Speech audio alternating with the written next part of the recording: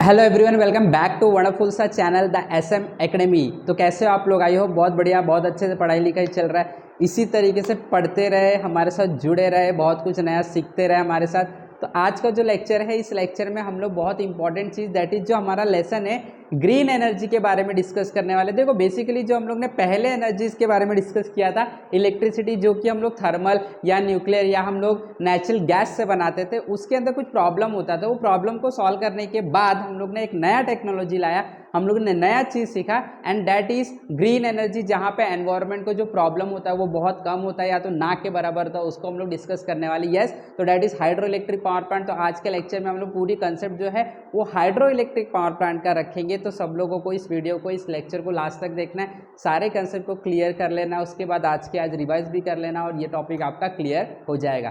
तो बिना किसी समय के डिले के लेट अस बिगिन।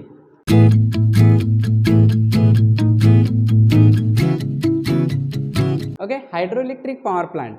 अब हाइड्रो इलेक्ट्रिक पावर प्लांट से हमें क्या पता चलता है? देखो hydro electric, hydro means water होता है, इलेक्ट्रिक मतलब आपको पता है करंट, राइट?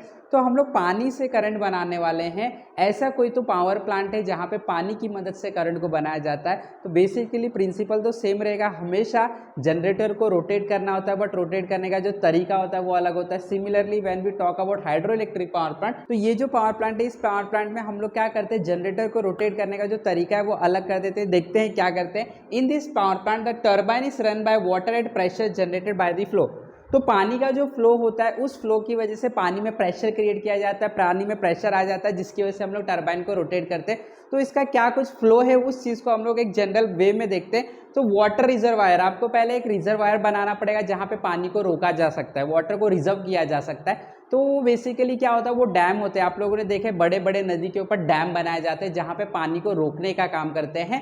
तो वो वाटर रिजर्वायर होता है। ओके, वाटर रिजर्वायर से जो पानी होता है, जब उसको फ्लो करवाया जाता है तो बहुत तेजी से पानी जो है वो आगे की तरफ बढ़ता है और वो टरबाइन के ऊपर गिरता है। टरबाइन रोटेट होता है, जिसकी वजह से जनरेटर रोटेट होता है और हमें क्या मिलता है, इलेक्ट्रिसिटी मिलता है। तो ये एक जनरल सा रिप्रेजेंटेशन है, बहुत सिंपल रिप्रेजेंटेशन है हाइड्रो इलेक्ट्रिक पावर प्लांट का। अब इसको हम लोग डिटेल में समझने की कोशिश करेंगे। In hydro electric power plant, kinetic energy in flowing water और the potential energy water reservoir is a conventional source of energy. देखो जो पानी बहुत तेजी से बह के नीचे आ रहा है, क्या होता है basically hydro electric power plant में पानी जो होता है वो बांध पे वो रोका जाता है। डैम जो होता है, डैम से रोका जाता है। जैसे ये नदी है तो इसके बीच में एक डैम बना देते हैं, स्ट्रक्चर बना देते हैं, जो पानी रुक जाएगा। फिर ये पानी जब डैम में जमा हो जाता है तो नीचे का जो पोर्शन होता है उसको रिलीज किया जाता है, ओपन किया जाता है। बहुत तेजी से जो पानी है वो नीचे की तरफ जाता है और पावर प्लांट बेसिकली नीचे ही होता है। तो जब ये पानी उस पावर प्लांट के टरबाइन पे गिरता है, टरबाइन रोटेट होता है और हम लोग को इलेक्ट्रिसिटी मिलता है, राइट? तो अब देखो यहाँ पे इसके अंदर क्या हो रहा है, बेसिकली जो पानी रुका हुआ है यानी कि उसके पास पोटेंशियल एनर्जी है, वो फ्लो होता है, काइनेटिक एनर्जी में बदलता है। ये काइनेटिक एनर्जी टरबाइन के काइनेटिक एनर्जी में बदलता है और फिर इलेक्ट्रिकल एनर्जी मिलता है, राइट? तो kinetic energy in flowing water और the potential energy water reservoir is conventional source. यही एक कन्वेंशनल सोर्स है। In hydroelectric power plant the potential energy in water stored in dam is converted into kinetic energy of water. जो भी energy store है water के अंदर, उसको ही हम लोग काइनेटिक एनर्जी में कन्वर्ट करते हैं। Fast flowing water is brought from the dam to the turbine at the bottom of the dam. The kinetic energy flowing water drives the turbine. एक बहुत फास्ट फ्लोइंग वाटर को dam के highest point से dam के lowest point पे लाया जाता है, जहाँ पे हम लोग लोवेस्ट पॉइंट पे टरबाइन को रखते हैं, जनरेटर को रखते हैं, जिसकी वजह से वो रोटेट होगा। The turbine in turn drive the generator to generate the electricity, और इसकी वजह से आपको इलेक्ट्रिसिटी मिलता है। तो इसका क्या एनर्जी का क्या फ्लो है इसको देख लेते हैं। तो सबसे पहले एनर्जी कहाँ पे होता है, वाटर के पास, काइनेटिक एनर्जी फ्लोइंग वाटर के पास। रुका हुआ वाटर पहले डैम में होता है, उनके पास पोटेंशियल एनर्जी होता है। तो potential energy in water, kinetic energy in flowing water, जो पानी को छोड़ा जाता है फ्लो हो रहे उनके पास काइनेटिक एनर्जी आता है। ये टरबाइन पे गिरता है तो टरबाइन के काइनेटिक एनर्जी में कन्वर्ट हो जाता है। तो kinetic energy in flowing water gets converted to kinetic energy of turbine and then it is converted to electrical energy. So this is the process how energy is converted in case of hydro electric power plant. एकदम simple सा ये case study है। इसके schematic diagram की अगर हम लोग बात करेंगे तो देखो यहाँ पे ये पानी है, जहाँ पे पानी है आप देख सकते हो, ये डैम बना के यहाँ पे पानी के रास्ते में ये डैम बना के इस पानी को रोका गया है, राइट है। अभी देखो ये हाई पॉइंट पे रहता है, ये लो पॉइंट पे टरबाइन रखा गया है। यहाँ से हम लोग पानी को छोड़ते हैं और आप देख सकते हैं पानी बहुत तेज़ी से जाता है, जिसकी वजह से टरबाइन जो है वो रोटेट होता है। यहाँ पे जनरेटर है और यहाँ पे आपको क्या मिलता है, इलेक्ट्रिसिटी। तो एकदम सिंपल रिप्रेजेंटेशन है, रिप्रेजेंटेशन देख के आपको पता चल सकता है कि इसके अंदर किस तरीके से हम लोग इलेक्ट्रिसिटी प्रोड्यूस करते हैं। अब देखो ये डायग्राम से आपको ये पता चल रहा है कि हम लोगों ने यहाँ पे टरबाइन को ड्राइव करने के लिए कोई एनर्जी यूज़ नहीं किया, लाइक हम लोग ने कोल यूज़ नहीं किया, न्यूक्लियर फिजन यूज़ नहीं किया, कुछ नहीं यूज़ किया।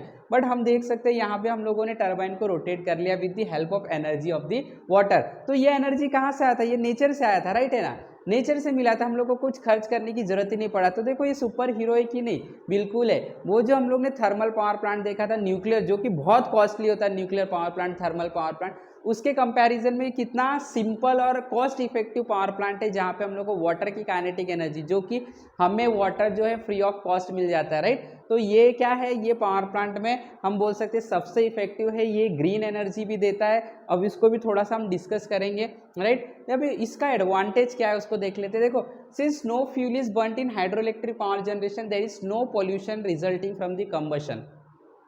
अब अभी हम लोगों को पता चल गया कि जब हाइड्रो इलेक्ट्रिक पावर प्लांट से हम लोग एनर्जी जनरेट करते हैं, इलेक्ट्रिसिटी, तो कोई कोल का या कोई भी हम लोग बोल सकते हैं केमिकल का, फ्यूल का यूज़ नहीं किया जाता। अगर वो नहीं यूज़ करे, कंबशन नहीं हो रहा है, तो कोई एयर पॉल्यूशन का प्रॉब्लम क्रिएट नहीं होगा। If there is sufficient water storage in the dam, it is possible to generate electricity as and when necessary. तो अगर हमारे पास बहुत ज़्यादा पानी, तो हम लोगों को कंटिन्यूसली इलेक्ट्रिसिटी जनरेट करने का मौका मिल सकता है, या तो हम लोग जब भी हम लोग को जरूरत पड़े तभी भी कर सकते हैं, आसपास के गांव को हम लोग वो इलेक्ट्रिसिटी पहुंचा सकते हैं।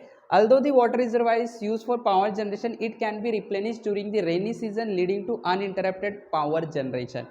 यही बोला गया है, बारिश के टाइम पे हमारे पास इतने पावर रहेंगे कि हम लोग इसको कंटिन्यूसली सारे गांव में डिस्ट्रीब्यूट कर सकते हैं, because during rainy season we are having a continuous flow of water. So this is some of the advantage of hydro electric power plant. Obviously बहुत अच्छा एडवांटेज है, बट कुछ डिसएडवांटेज भी है, प्रॉब्लम भी देख लेते हैं। The back water due to storage of water in dam में सबमर्ज विलेजेस और टाउन इन दैट एरिया। अब देखो, बांध बनाने से क्या होता है, कंस्ट्रक्शन का वर्क कर रहे हैं, तो इससे थोड़ा सा प्रॉब्लम आसपास के गांव वालों को हो सकता है, उनके पानी को रोका जा सकता है, जो कि उनके एग्रीकल्चर को पानी लगता है उसमें थोड़ा सा दिक्कत आ सकता है। This lead to the problem of rehabilitation of the displaced population.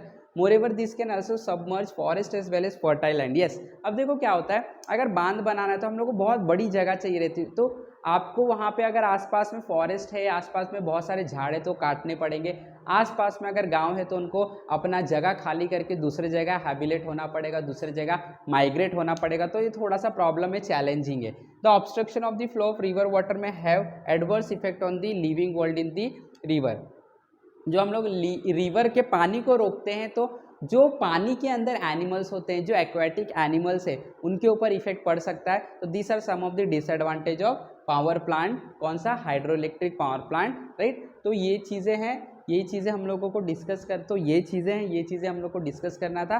तो आई होप कि सब लोग को कंसेप्ट समझ में आ गया। बहुत सिंपल है, चैप्टर ही सिंपल है, सिर्फ एनर्जी के बारे में है, और आपको डिस्कस करना है किस तरीके से एनर्जी प्रोड्यूस की जाती है, क्या प्रॉब्लम है, क्या उसके सॉल्यूशन है, क्या फ़ायदा है, क्या एडवांटेज है, क्या डिसएडवांटेज है। ग्रीन एनर्जी को अब धीरे धीरे हम लोग डिस्कस करेंगे। सो फटाफट इस वीडियो को लाइक कर देना है, शेयर कर देना है, सब्सक्राइब भी कर देना है। इसी तरीके से हमारे साथ जुड़े रहे, सीखते रहे। Have wonderful learning, have wonderful day. Thank you very much.